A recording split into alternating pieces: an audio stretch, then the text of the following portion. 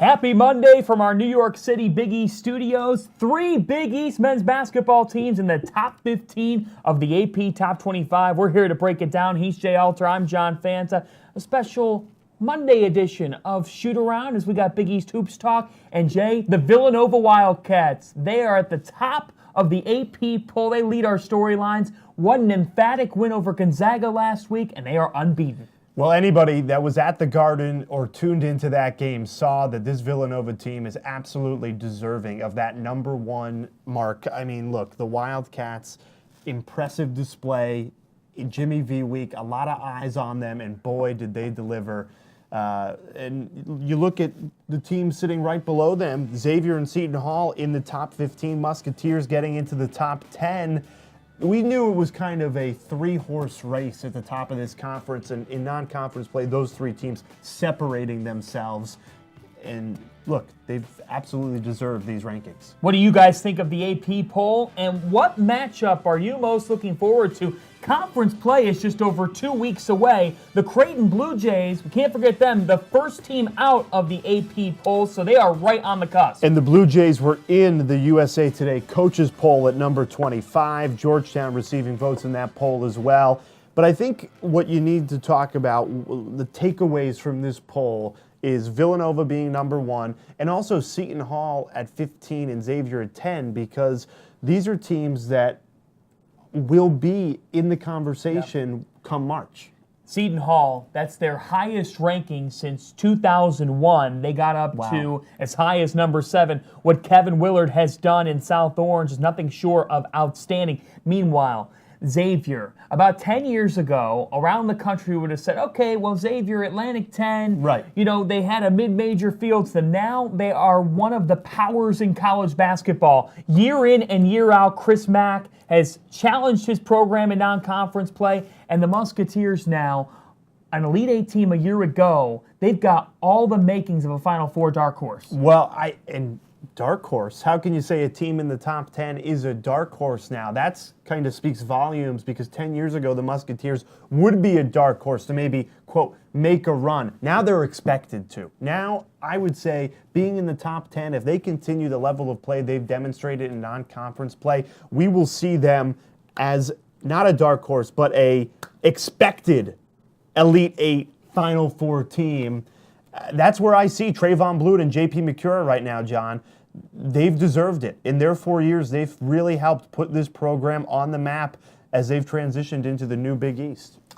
Seton Hall and Xavier have turned that potential, that hype machine that you saw in the preseason, they've turned it into results. Right, and I guess that's what I was trying to say. We said to each other before on Shoot Around, there's a tier in this conference, and it starts at the top with those 3 teams, Villanova, Seton Hall, and Xavier. It's one thing to say it.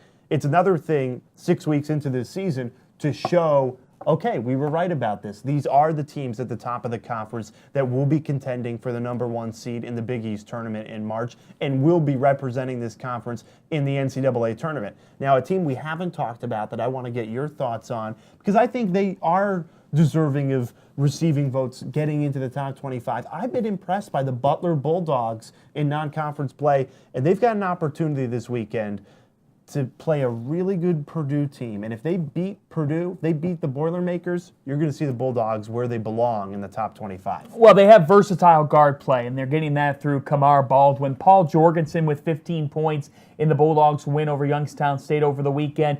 He is a sharpshooter, a guy that's got unlimited range, really good transfer for LaVall Jordan's team. So they get it done through the backcourt, and I was impressed with Butler because Utah had a lot of size.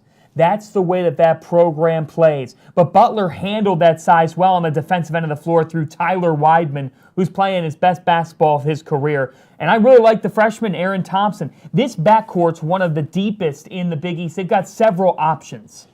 A statement opportunity, Fox Broadcast Channel, noon this Saturday.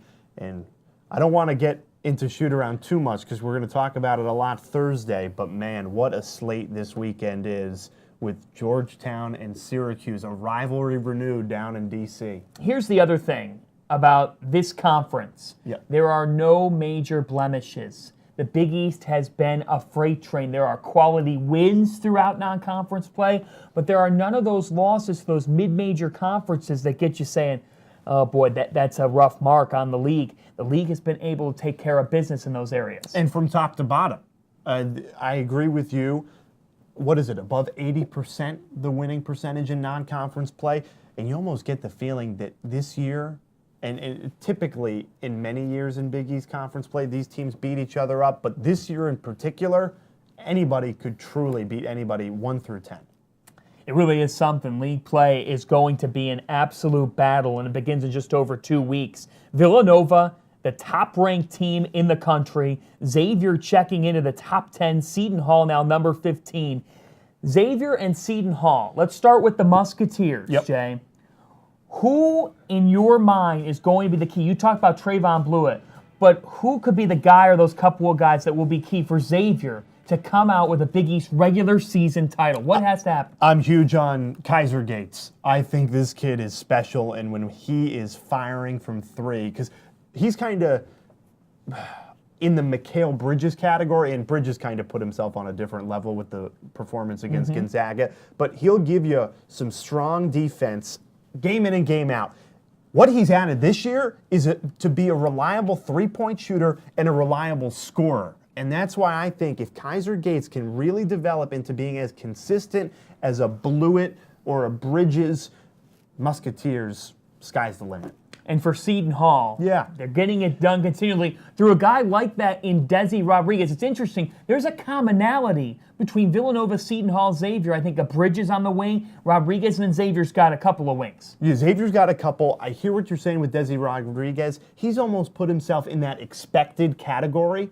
I'll tell you who's really impressed me for Seton Hall and who's their guy that if he keeps it at a high level will push them into the top 10, Miles Powell. I mean, talk about a clutch gene.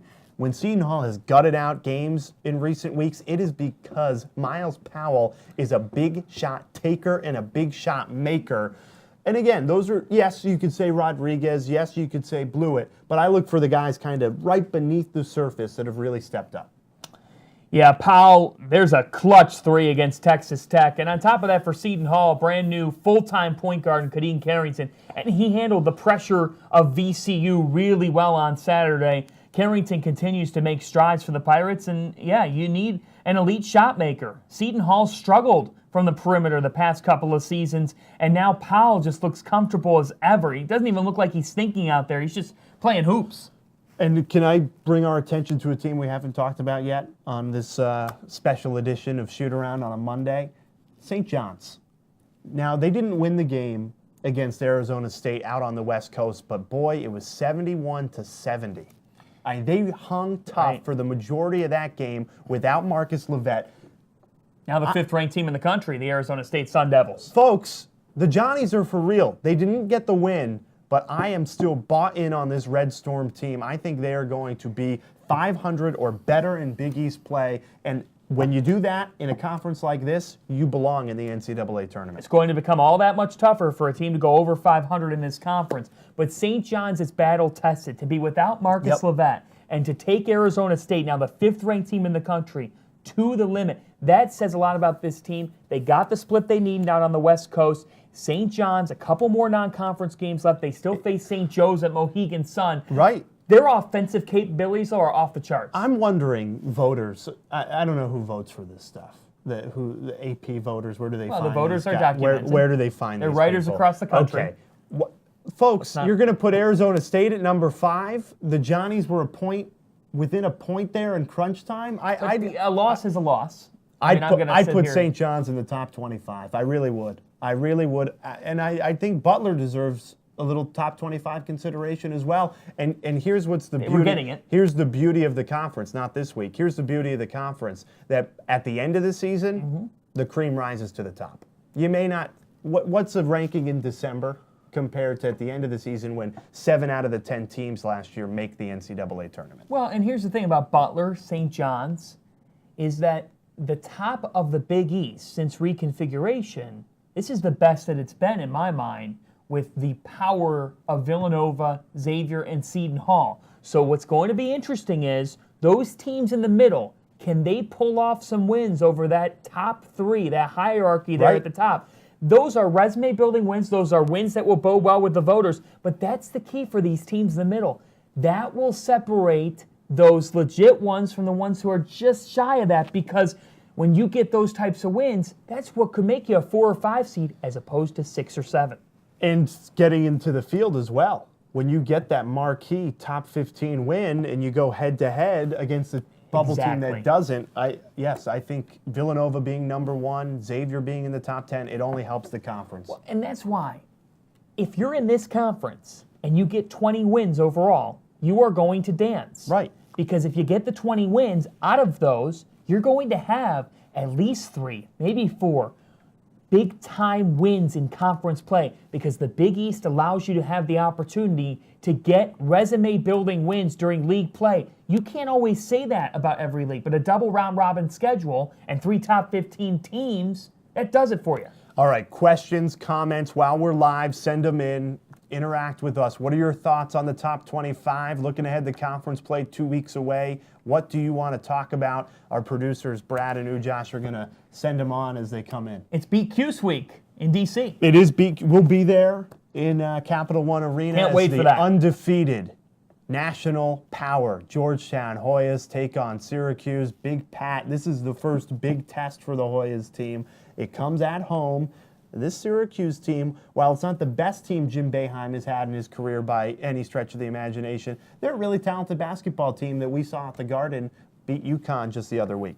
Georgetown's getting it done with length. Jesse Govan is playing at an elite level. And the thing I'm curious to see is, what can the Georgetown backcourt do against a Syracuse 2-3 zone? You got to be able to shoot over it. Jamarco Pickett, Caleb Johnson, they're keys on Saturday. And for the Hoyas, I think one big thing is transition defense, because if you give the ball up against that 2-3 zone, that's how Syracuse breads its butter. So there's only 7 teams in the country. Butters its bread. I bread my butter, though.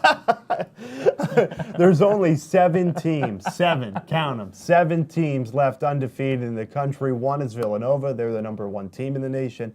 The other, coming from this conference, is the Georgetown Hoyas. And in Big East Weekly Awards, Marcus Howard is the Big East Player of the Week, 10 threes on the week, and a statement win over Wisconsin at the Kohl Center. Mitch Ballack, the Freshman of the Week for Creighton. You just brought it up to me off air, the Blue Jays freshman.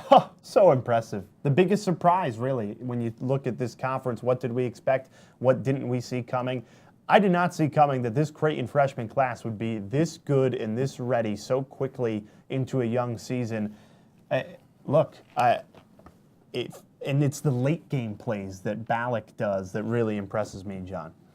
Decision making is something you don't often see being at a high level from freshmen, just naturally. Mitch Ballack is a good decision maker, and that's why Greg McDermott really trusts him. And Creighton should be in the top 25. They are in the coaches poll. They're the first team out in the AP poll, but Blue Jays should be, and look at me, I'm putting like every Big East team in the top 25 Alter this wants week. an AP vote. But yeah, let's be honest. I deserve an AP vote. We've got Creighton in. What was that, Brad? Someone asked. Yeah, we got a question coming in. Yep. Where do we see DePaul finishing this year? Okay. So here's You the had thing. him 9 preseason. Yeah, I You had did. him 9 preseason. I think that this is a DePaul team that can be one that contends with that 7th or 8th spot as well. Max Strus was really good on Saturday. And this is a DePaul team, okay, they challenged themselves in the PK80, and they're better off because of it. They're a battle-tested group. They've been able to beat those teams that you're supposed to take care of business of throughout their non-conference schedule. Should get another win tonight over Alabama A&M. It's a DePaul Blue Demons team that is a work in progress, but this is the most talent Dave Lato's had. You really believe that? Most talent. Absolutely. Even though they lost Billy Garrett Jr. Yes, they are a deeper group. Okay. Billy Garrett Jr. was a great player, but DePaul was so reliant on him to get it done. Now they have multiple guys that can hurt you. Keep sending in your questions, your comments. Let us know what you think of the top 25 poll this week. I've let you know that what am I up to? You basically let us know that 70% of the league should be in the top teams, 25. right? 6 Yep. teams right now in the top 25. A good friend of mine once said, the top 25 is like the mafia. It's very hard to get in. Right. But once you're in, it's hard to get bumped out, too. I agree with that. Cincinnati hung on to number 25 despite 2 losses this week. You saw them play against Florida this weekend, right? I did. I caught them against Florida, and you know what? The Gators, they got the win that they so desperately needed after a tough loss to Loyola. So that was one they needed. Cincinnati's a really good defensive team. I think that all the makings of, Mick Cronin's got a better scoring team. Well, they faced some legit competition the last week, and I've seen that offense sort of fade away a little bit. Xavier was able to take them out back, and they just rolled past them. Completely exposed them. Anybody that's going up against Cincinnati, get a copy of the Crosstown Shootout, and you'll get pretty much from start to finish on how to beat them and take it to them. Lunchtime Big East Hoops Talk doesn't get better than that. So to recap, 3 top 15 teams out of the Big East. Number 1, Villanova. Number 10, Xavier. Number 15, Seton Hall. Creighton, the first team on the AP poll. And then you've got 4 teams in the coaches' top 25. Georgetown receiving votes. Last point from you. Well, we just got a question sent in. Who, John, I'll ask you, is the next team There's to no break one else to ask. Well, I could ask that plant over there. There's a pine tree over here, and there's like 10 bobbleheads. The only person that he could ask is me. Go ahead. Excluding Creighton, because we know they're hovering right in. They're even in the coaches' poll. Yep. Who's your next Big East team that breaks into the top 25? Ooh. Butler. Okay. Butler. I think they make a statement on Saturday, Wow. and they take down Purdue. The Bulldogs have yet to make that big-time statement. They came back against Ohio State, but I think it's the Butler Bulldogs. I think they get it done. Utah was a good preview of what Butler will see defensively against Purdue, and I think they'll be ready for it. Keelan Martin on the Big East Weekly Honor Roll. He's one of the best players in this conference again. Respect the Butler pick. I think the Bulldogs are great. LaVall Jordan has his team in the top 25 the way they're playing right now. Okay. I agree with you. However, I don't know if they pull it off against Purdue. But I'll tell you what. I'll make a lock right now. The Georgetown Hoyas will beat the Syracuse Orange Saturday in Washington, D.C. on national television, CBS 1230. We will be there. And after putting on a display, Jesse Govan and this Georgetown team will be in the top 25 a week from today. You on the herd after this? Yep. Colin's got me calling in. All right, shoot-around's back at 3 o'clock Eastern Time on Thursday. We've got a bunch of Bulldogs that'll be our guests. You'll see what that's like. We got a couple of Bulldogs in our conference, Georgetown Hoyas. I thought you were Butler talking about Bulldogs. More to come on the that. actual dogs. No, I'm not. like, you're getting Butler Blue back on the show? I think we got one more. What do we got? Hold on, getting it from the back, folks. Oh, we got a good one. Seton Hall will stay at 1 loss until what game? Well, I think that they will, as I said last week, that they will go into conference play with just 1 loss. I think a tough game that they've got to look out for is New Year's. St. John, Seton Hall, when those two get together, you never know what's going to happen. Taking a look at their schedule. I'm going to go with, well... They host Creighton on December 28th. Yeah, they get that win. That's what I'm saying. You beat Creighton. St. John's, tough game on New Year's. That's my pick. Seton Hall will win that game at the Rock if you're asking me. I think that Seton Hall and St. John's could very well split this year, though. The Johnnies have given the Pirates and a lot of teams trouble at the Garden. We'll see what happens. January 6th, Hinkle Fieldhouse has always been tough to win at for Seton Hall. They got their first one over Butler last year. Miles Powell hitting big-time shots. That's at Marquette 3 days later. That's a tough game as well. Right. Should win. Yeah, and then, so the schedule starts relatively, there's opportunities for Seton Hall to keep it rolling. It's manageable. Circle January 10th on your calendars. Xavier, Villanova, Wells Fargo Center. Circle your calendars. It's circled. Don't worry. Circled? Do you have your 2018 calendar ready? Yeah, actually, I got one for 18 cents over the weekend. Not even kidding. I don't even have a calendar, so I just kind of go. Yeah, no one place. knows where you're going, where you're coming. You just kind of walk in and out as you please. Jay Alter, John Fanta, shoot-around back Thursday at 3 p.m. Eastern Time. We will see you then. Well, you've got a calendar for that. That's right, I do. 3 top 15 teams. Busy Monday.